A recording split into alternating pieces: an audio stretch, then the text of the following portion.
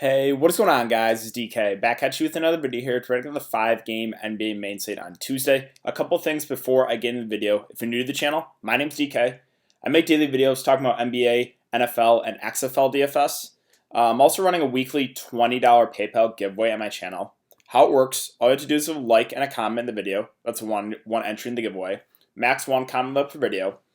So started with my Monday NBA video yesterday. We'll go throughout the week under my Monday NBA video at the end of the week. So however many videos I've uploaded for the week, you can end the giveaway that many times. If I have 10 videos uploaded for the week, you can end the giveaway 10 times. And again, the winner receives $20 PayPal for myself. With that out of the way, let's jump in the video. So first, let's look back at my lineup here from Monday. So the core plays I gave you guys in live stream for cash were the chalk plays, right? Bledsoe, Oladipo, Middleton, Ursan, and then I recommended RHJ for cash, and I played Boucher for GPPs. Once Boucher didn't end up starting, I said he was a riskier option. And, the reason I like looking back at my lineups here is because I make mistakes all the time, for sure. Like, I've been playing DFS for like 8 years, 8, 9, like a long time, and I still make mistakes. But I like doing this because I can look back and see where I kind of went wrong. So, my biggest letdown, I guess, in DFS is sometimes I try to get too cute in GPPs. Like, I know the better play. I know like I said, I know what the better play is, but sometimes I just like, oh, he's going to be way more popular. I'm going to take a chance on a low-round guy. And that's where I made a mistake with Boucher RHJ. For sure, 100% I made an absolute mistake. Once Boucher ended up not getting ruled started, I should have just played RHJ. And I mentioned it on stream, right? Because the Raptors love running the starters big minutes. That was a mistake on me. Now, I didn't think Boucher was going to play 13 minutes. I thought he'd get closer to like 20 at min. But, I definitely should have rolled RHJ there. That was me trying to get a little bit cute. RHJ, I think, had like 35 plus. He's doing great. But, that was 100% a mistake on my part. Another mistake on my part was not playing Aaron Gordon. Always go with your gut, guys. If you guys watched my video, you knew, like, he was the thumbnail of my video, right? I was all about him, and then once all his value opened up, it made it tricky for me to get to him. I should have stuck to my gut and just played him anyway, and then just made it work, right? If I had to leave one of those value guys on the table, I should have done it. So 2 mistakes there for me, definitely. One, trying to get too cute playing Boucher over RHJ. I knew the better player was RHJ. I knew he was much safer, but yeah, try to get too cute there, and that was a big letdown. And then, not playing Aaron Gordon. When I was super, super high on him at 6.4K, he was like 5% owned, went for 50 plus. So really kicking myself there. But yeah, other guys in my lineup here. Cat is a spend up of 47 right now. A little bit of a letdown, but I mean, the matchup against RHJ and Boucher was amazing. But Cat, sometimes has letdown games in really good spots. I mean, he's okay, but I expected a little bit more from him. Rubio, wasn't super excited about that. I originally had Conley, but once Conley got rolled out, I pivoted to Rubio. Porzingis, he got in some foul trouble. I think he's still in, hopefully. But that was a shot I was willing to take for sure. I knew he was going to be low on, but I still liked his upside. And then Ursan as well. So that basically wraps it up. Hopefully you guys won some money. Again, the core cash game plays were Bledsoe, Middleton, Oladipo, Ursan, and then, once RHJ got rolled, I said, RHJ for cash games for sure. So those 5, pretty solid, as long as you guys got your studs right. Also, one other thing, too, we had DeAndre Ayton get ruled out later, so if you took that chance, it's probably going to pay out big time for you. Diallo, I don't think it's going to be that high owned. I play the late slate. I am loading up on Devin Booker, Diallo, and Anthony Davis, so we'll see how that goes. But that basically wraps it up for the look back here on Monday night. So let's take a look at some numbers here for the games that are out right now. We have 5 games. 3 are out right now. We have Bulls, Wizards, 230. The Wizards 2.5-point favorites. Clippers, 76ers, 225.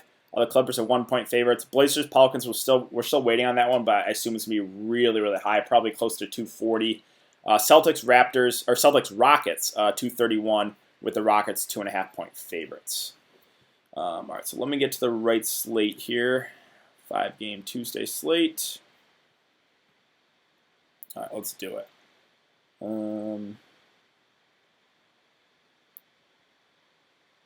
I'm trying to see if I want to enter any more of those late contests. I think that's good for now. All right.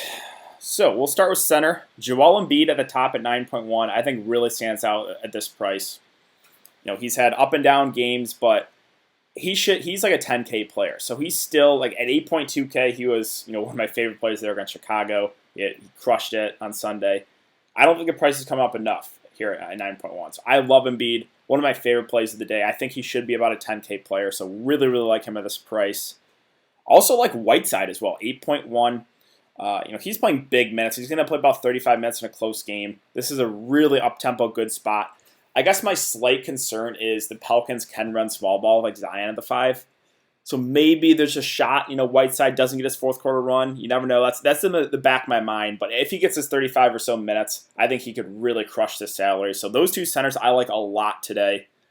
Aldridge, another kind of really annoying thing was DeRozan got ruled out after lock. Even after the game started, he got scratched. So Aldridge is going off tonight. Like, obviously, if DeRozan would have got ruled out, I would have been all over Aldridge and DeJounte Murray. But, so we'll have to keep an eye on DeRozan's status. If DeRozan can't go, then it's Aldridge. DeJounte Murray would probably be my preferred targets there. Montrez, I just can't do it. He's not getting enough run. He's kind of capped like 25 or so minutes. So sure, the price is coming down, but I still don't think I can go there. Steven Adams at 5.5, his minutes are slowly getting back to normal, 30, 29, and 30 minutes. I think he's a fine cash game play. Not a guy that's huge upside, but he's doable to save some money. I guess Al Horford, the salary is pretty cheap, 5.2. He just doesn't have a whole lot of big upside here, but he's a guy that probably gets to around 25, maybe 30. Tyson Cantor, probably can't do it. They seem priced about right. If I was going to take a shot on one, it would be Cantor and just hope he gets more minutes, but they seem a little bit too expensive there. Derek Favors at 5K. I actually have some interest in him. We have Zion, looks like he's going to be back, but Brandon Ingram is questionable. Favors is not a guy that right now is playing huge minutes, but Portland does like playing Whiteside a lot of minutes. So I don't think they're going to be able to match up like Nicole Melli against Whiteside or Zion against Whiteside. So maybe Favors gets extended a little bit here. I'm okay with him in the mid-range. Rui at 4.8 is fine as well. 26, 29, 25 minutes. We'll probably get somewhere between 25 to 30. No Thomas Bryant. So I think he's a decent value option here at this price. Zubac, I don't think I can go there, 4.5. PJ Tucker at 4.4. It just always feels so gross to play PJ Tucker, but he's getting a lot of the center run. I guess he's viable. No, Mo Wagner is a guy I have some interest in at 4.3. The last game against Memphis, in a close game, he played 24 minutes, played really well off the bench. Now, maybe if he's not having the best game, they limit him to like 15 or so minutes. So there definitely is some risk, right? So the minutes have kind of been all over the place. But since he returned, 12, 18, and 24. So those minutes are slowly creeping up.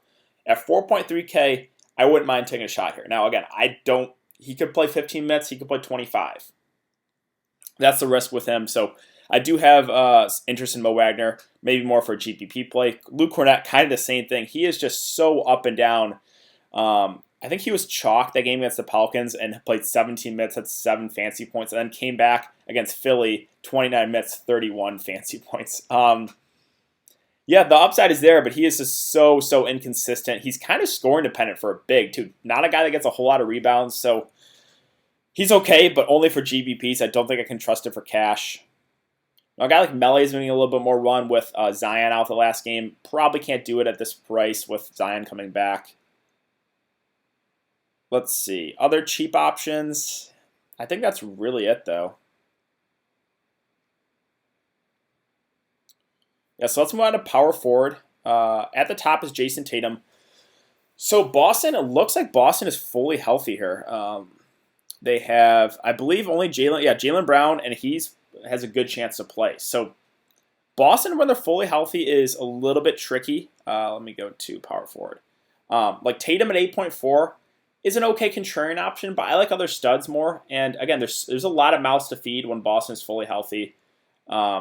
I think if I was going to take a shot in one of these wings, I think it would be Jaylen Brown or Gordon Hayward to save money. They're at like a $1,500 to $2,000 discount off Tatum. So Tatum, more just contrarian for me. Brandon Ingram, this is pretty big news. He is listed as questionable. There's a chance he plays today or tomorrow. We'll see. If he can't go, really like Drew, really like Zion, really like Lonzo, those guys would have to do a lot more offensively. If Brandon Ingram plays, Definitely takes a hit to everyone's usage. But this is a game that is going to be played at a really fast pace. Two teams that don't play a whole lot of defense, so definitely like this game as part of a game stack.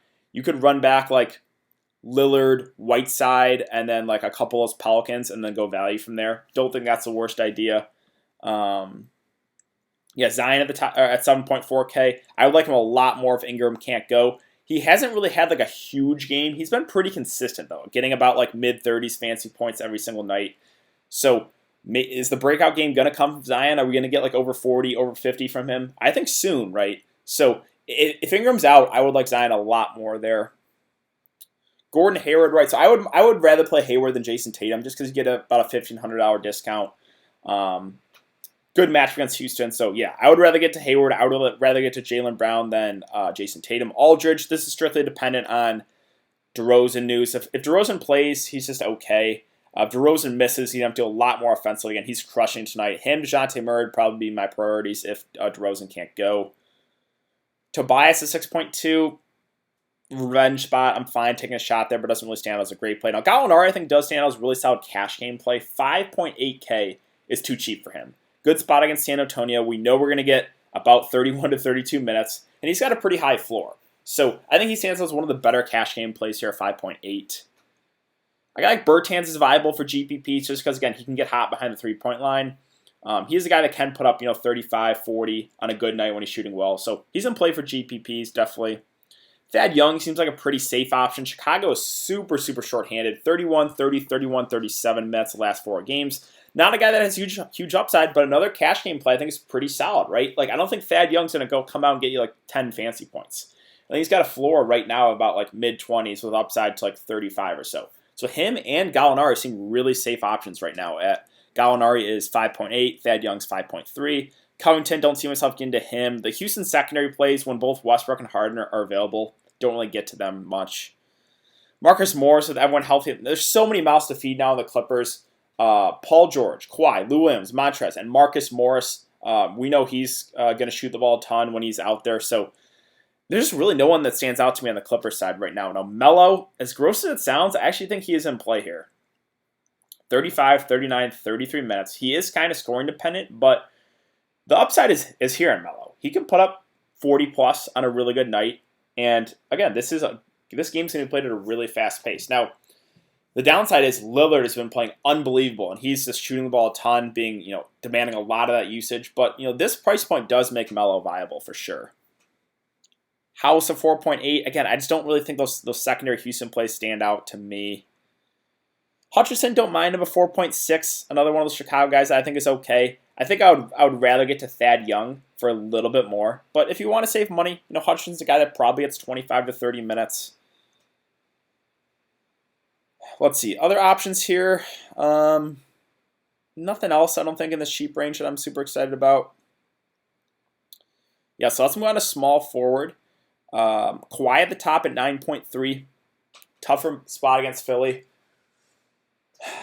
I don't think I can get to him. I don't know. It's just tough for this Clippers offense now. There's literally so many mouths to feed. So I want to see how they work their offense with Marcus Morris now on the lineup.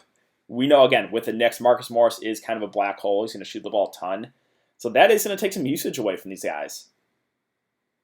I'll probably take a wait-and-see approach on these Clippers. I think if I was going to play one guy, it would be Paul George. Ben Simmons at 8.6 is definitely doable. The matchup here is not necessarily the best, but this is both teams play somewhat fast, right? It's a 225 over/under 1 point spread. Ben Simmons is playing huge minutes. Now, if you're going to make me choose between Ben Simmons and Embiid, I'm going to give the edge to Embiid, but it's close. You can run both if you want to. If that's the case, I probably would run it back with one of those Clippers guys, maybe like a Paul George. But yeah, I think I slightly give the edge to Embiid, but I still like Ben Simmons at his price. Paul George, yeah, so if I wasn't to play a Clippers guy, I think it would be him, just because of the price. Now, we got a bit unlucky there against Cleveland. Only played 24 minutes because of the blowout. Did not see any fourth quarter run. He had 40 fancy points in 24 minutes. You got to think, if he gets his fourth quarter run, if he gets like 32 minutes, he probably gets close to 60 fancy points. So yeah, I think he would be my favorite play on the Clippers here just because of his price. DeRozan, yeah, like I said, we got to keep an eye on this. Super frustrating that he gets rolled out after lock. But yeah, like DeJounte Murray, Aldridge, those would be the guys I would try to get to if DeRozan can't go. Josh Hart, I think I only get to him if Ingram misses. He's played some decent minutes, right? 30, 29, 26, 30. But if Ingram plays, I'll probably pass.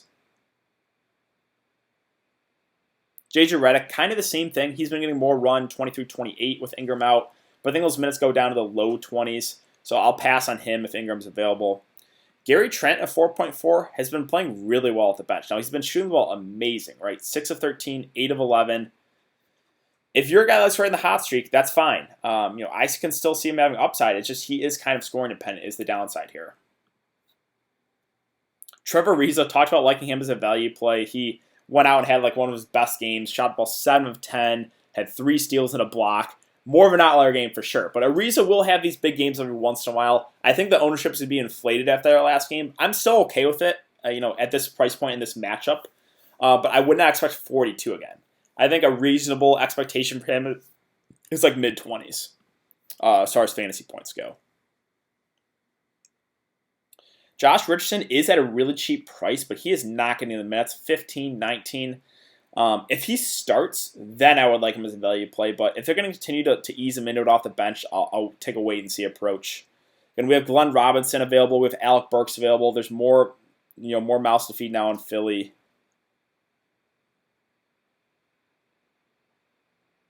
Rudy Gay is at the flat min. I'm interested to see how many minutes he plays tonight, but I would assume he would get more time if DeRozan can't go. So, yeah, I would like him a decent amount. Again, I'm curious to see how many minutes he plays tonight. I haven't really looked at that box score yet. I just know Aldridge and DeJounte Murray are doing really good. But, yeah, if DeRozan can't go, Rudy Gay would probably stand out as a really solid value play there. They started Lonnie Walker, I believe. Yeah, started.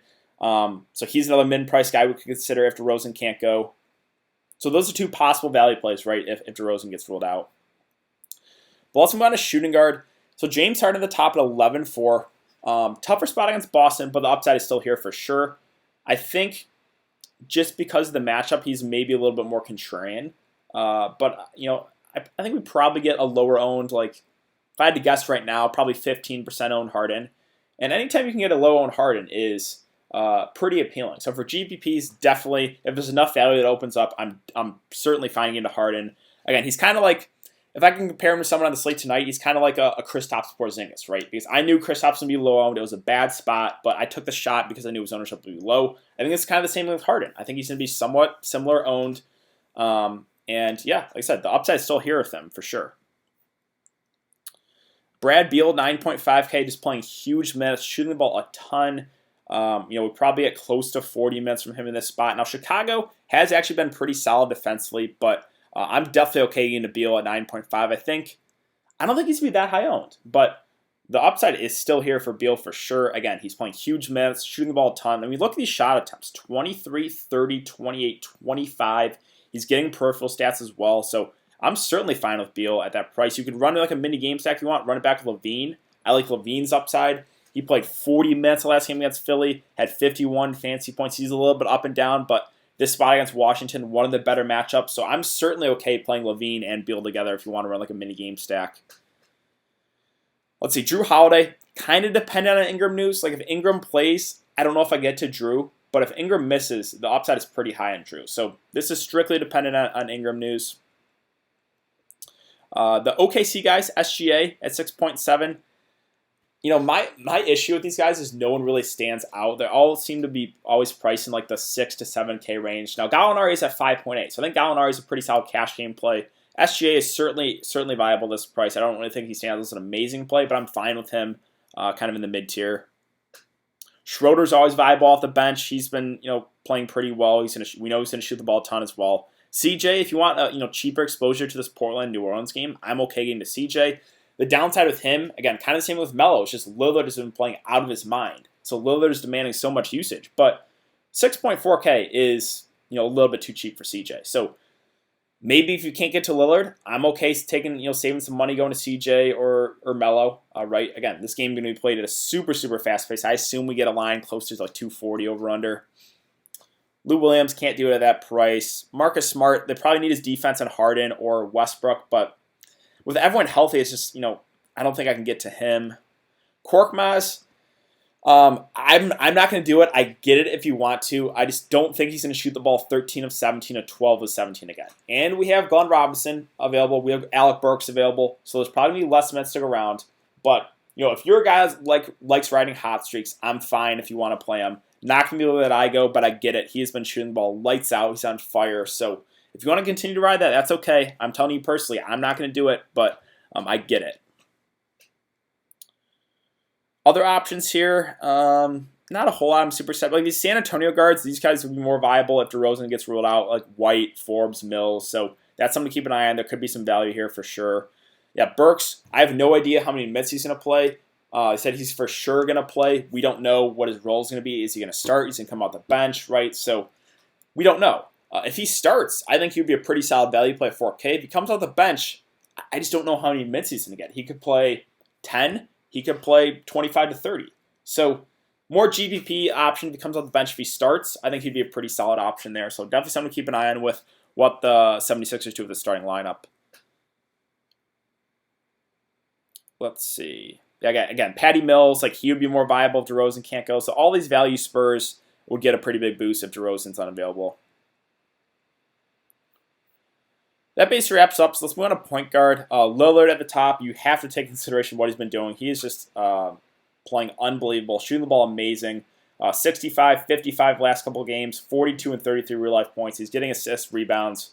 One of the best possible matchups here. So I am definitely okay getting to Lillard as a spend up. He has just been, on one of the hottest streaks I've ever seen. Westbrook compared to Harden. So it's a $1,500 discount, and Westbrook's been playing really solid. I think for a cash game option, I think I would go Westbrook over Harden. Just because they've had similar upside right now. If I was playing GPPs, I'd probably take the low on Harden, but it's close, right? It's really close. So I think Westbrook probably the safer option of the two, but Harden, I think, is the guy that has more upside, right? I don't think Westbrook's going to come out and get you 80 fantasy points when Harden's playing, whereas Harden, I think, can put up 70, 80 when Westbrook's available. Kemba Walker, 7.7K. Again, the tricky part is just, everyone's healthy for Boston. Now, Kemba, he's one of the more frustrating players to roster for DFS. He's so up and down, but the upside is high, right? He can put up 50, 60 on a good night. So I'm okay with him. I think only for GPPs, though. I think my preferred cash game options for Boston would be either Jaylen Brown or Gordon Hayward for the prices. Lonzo Ball at 7.3K, I think stands as a pretty solid option. He's just playing huge minutes, 37, 39, 33, 37. If Ingram gets ruled out, that's more usage around. So, I do like Lonzo. I think he's a pretty safe option at that price. Don't mind Chris Paul at 6.8. Another guy that's going to play around low 30s minutes, but he has upside, especially in this spot. So, I'm okay getting to one of those OKC guards for sure, whether it be Paul, SGA, Schroeder. I think getting one of those guys in your lineup is not a bad idea at all. Let's see. Other options here, again, Murray. This is kind of dependent on DeRozan news. If DeRozan misses, his upside goes up a lot higher. Satoransky at 4.9, revenge game spot. So, yeah, I'm okay getting to him. Again, you could run a mini game stack, run a Satoransky, Zach LaVine, run it back like Beal, maybe Mo Wagner. I think that's viable for sure. Let's see. Ish Smith at 4.8. Actually has been getting a decent run, 30-29 starting at point guard. Fine, doesn't really stand out to me though. Napier been coming out the bench. He only played 18, 21 minutes, shot the ball terribly. He's fine for GPP, so he is a guy that can have upside in limited time, but don't think I go there for cash. Beverly he's already been ruled out. Possibly Lou Williams starts at point guard, or they move Shamet in the start at point. So we'll see what the Clippers end up doing with the starting lineup there. I think that basically wraps up. So again, quick overview of this 5-game slate. Chicago side, I think LaVine at the top is obviously the best play, but there are some other cheaper options, right? Thad Young seems like a pretty safe play. I don't mind getting a Satoransky in a revenge spot. You could always take a shot at Luke Cornett.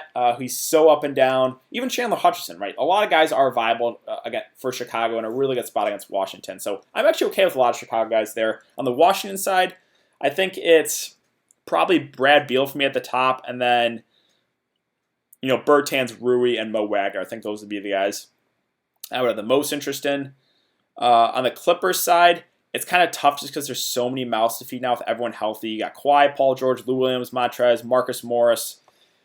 So I think my favorite play here would be Paul George, just because 8K does seem a little bit too cheap for him. On the Philadelphia side, I love Embiid, one of my favorite plays there at 9.1. Don't mind getting to Ben Simmons either. I think I slightly give the edge to Embiid over Ben Simmons, but it's really close. Tobias and Al Horford are viable, cheaper options. And then as far as punt plays, if you want to ride the hot streak with Korkmaz, I don't hate that.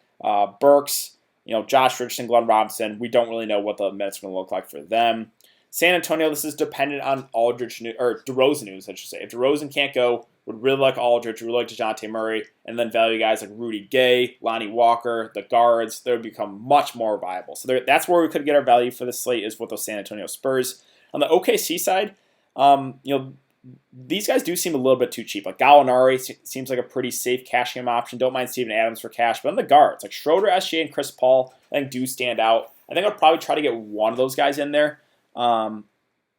Chris Paul always seems like the cash game play. I think SGA for GPPs, Schroeder for GPPs as well.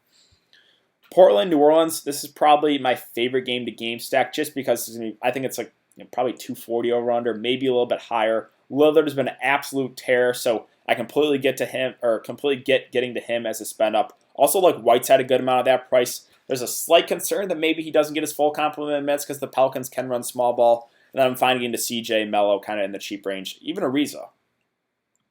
On the Pelican side, we're waiting on Ingram news, right? If Ingram can't go, it's a big boost to Drew, Zion, Lonzo Ball. Would make Josh Hart and JJ Redick more viable as well. If Ingram plays, don't really know if anyone stands out, but if you're going to run like a couple of Portland guys, I could see running it back for one of these Pelicans players. Boston and Houston. So it seems like Boston's to be fully healthy. I think the cash game plays here for Boston would probably be Hayward or Jaylen Brown, just for their prices. But Kemba is a guy that does have upside. He's very, very up and down. On the Houston side, if I was going to pick between Harden and Westbrook, I think it would be Westbrook for cash right now, Harden for GPPs. As far as the value guys, I don't really see myself getting to them when Westbrook and Harden are healthy. So yeah, I think that about wraps it up, guys. If you have been enjoying the content, would really appreciate it if you could like this video and subscribe. Again, if you want to get entered in the giveaway, all you have to do is a like and a comment in the video. Let's go on to the giveaway. I will be live streaming for the short 5-game slate, probably 30 minutes before lock, so be sure to check out the live stream, guys. I'll go over all the news that we get, kind of give you guys my go game-by-game breakdown, give you guys my core cash game plays if I was playing cash games, and then, again, answer any questions you guys have. So thanks again for everyone coming to check out the video, and I will see you guys all tomorrow in the live stream.